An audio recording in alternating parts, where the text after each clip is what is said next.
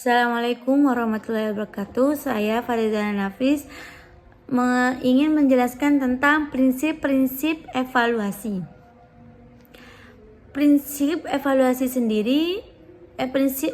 pembelajaran sendiri itu adalah kaidah-kaidah yang mendasari proses penilaian agar sistematis, adil, dan efektif. Prinsip utama meliputi valid, objektif, adil, berkesinambungan, komprehensif atau menyeluruh, sistematis, beracuan, kriteria, kooperatif, praktis, dan terbuka. Berikut adalah macam-macam prinsip utama evaluasi pembelajaran. Yang pertama yaitu validity. Validity itu prinsip yang menekankan bahwa instrumen evaluasi seperti tes, kuis, atau observasi itu untuk diukur. Jenis validitas seperti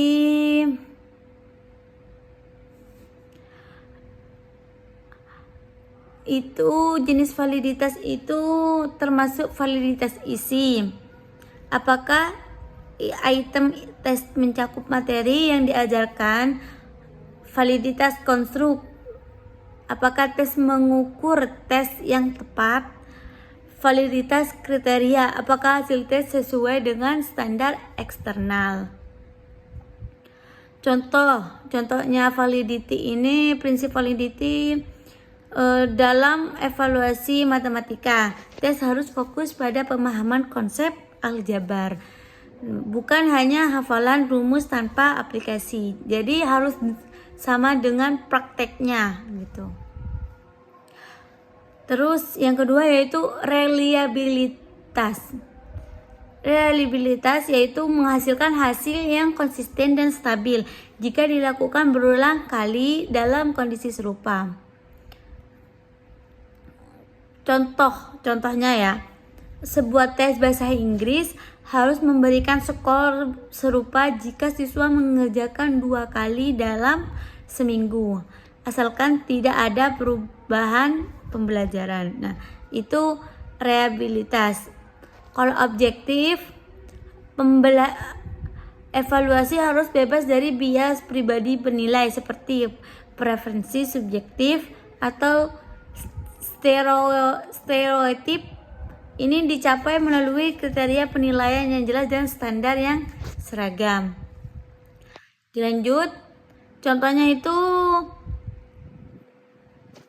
gunakan rubrik penilaian yang terstruktur atau evaluasi oleh multiple penilaian untuk menghindari bias. Dilanjut, praksitas. Contohnya itu tes online. Praksitas sendiri maknanya yaitu evaluasi harus mudah diimplementasikan dalam hal waktu, biaya, dan sumber daya yang tersedia. Contoh, tes online. Nah, itu sederhana, lebih praktis daripada tes tertulis manual di sekolah dengan sumber daya yang terbatas. Dilanjut, komprehensif. Komprehensif sendiri yaitu maknanya aspek pembelajaran termasuk pengetahuan kognitif, keterampilan, sikap, dan dampak jangka panjang. Ini melibatkan pendekatan holistik, bukan hanya fokus pada satu dominan. Contoh